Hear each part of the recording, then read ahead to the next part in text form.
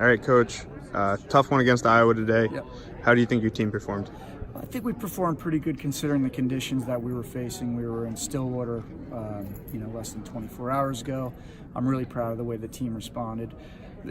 Every time you walk away from a duel, there's things you could work on, but you kind of just look at the overall picture, and there was a lot of bright spots. I mean, Monday and Stefanik were huge wins.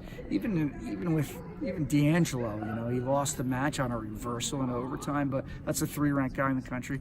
I'm feeling pretty good about us, against the 3 guy in the country, or 4, depending on what you look at. And then also he had a really close match with Boo Llewellyn. So he's right there in the mix to possibly be a national champion at a weight that's pretty wide open in my mind. So you walk away and you try to see the positives, which we did see, and then there's things we got to work on, and so we'll hit those things for sure. Pat Bruckey had a tough one today. Yeah. Took a loss to Jacob Warner, who's ranked 4th in the country, I think, by flow. Can you talk about that match a little bit and what Bruckey needs to do? So Bruckey, I think you really have to look at the weekend in total to really understand what Bruckey went through this weekend. And so we left on Thursday. He's an engineering student. He's got, I think I said it in the press conference, he's got stuff doing Monday. I can't even pronounce the names of the classes. And so he's got a lot on his plate, but he never makes an excuse. We traveled to Stillwater, which is really hard. He wrestled an amazing match for Skier, who's one of the best guys in the country. Had a major, lost it right at the end, but he had a close match with Gear here last year. And we had talked about his workload and what he had done. So I was a little nervous about Pat coming into this weekend, but he was phenomenal in that match. And then we travel again, get here, we got to get it off, and he's got Warner. In the Warner match, he didn't wrestle that bad, to be honest with you. He took a lot of shots that he just didn't finish. He finished a couple shots, and it was literally about a 10-second momentary lapse of focus where he was basically trying to make contact, and as he's reaching, the guy shoots under him. And in that situation, you got no stall calls. There's 10 seconds left. You want to stay low. You want to get a wrist. You want to keep your head in the way.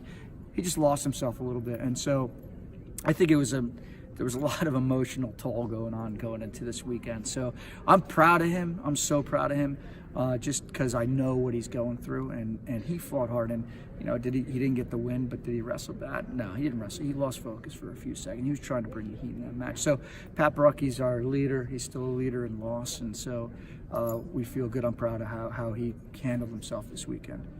So you really ran the gauntlet this weekend with Oklahoma State and Iowa. And I mean, you opened the season with Lehigh. So Lehigh, then Oklahoma State, then Iowa to open up. Can you talk about the decision-making process that went behind, starting your guys off so tough? A lot of people think it's really bad. Is what I hear often. But the fact of the matter is, there's 2 real things that are happening here. One is with the Iowa Oklahoma State weekend, we didn't have much of a choice. It's what worked for both those teams, and we have a weird final schedule. Our finals are when other teams could wrestle us, and we can't. So that decision of that weekend that's what worked for them. And then Lehigh, we have to wrestle them. We wanted to get them early, but the bottom line is our motto is anyone, anytime, any place, and we live by that. And that's what got us to where we are right now, is wrestling tough people. When we get to NCAAs, is there going to be a tougher weekend than what we just had? I don't know. With the travel, at least we're in one spot. We're going to wrestle some tough guys. We're in a hotel. So the thought process is, let's get these guys ready for the end of the year. There's not one of my guys steps their foot on the line at NCAAs and wonders what's coming at them. We see it all. We see every level of wrestler. And so that's what we're really preparing for. And there's teams everywhere that don't do that. I try to schedule to be 500. And that's what I've done my whole career. And then when we're not 500, guess what?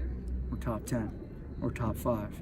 And so that's how we do it. And I don't know how this year will play out. I think we have a top 4 team individually that, with the Mondays and Stefanik showing what they can do, and D'Angelo, you need 5 All-Americans and you need some high placers. We have that, I think.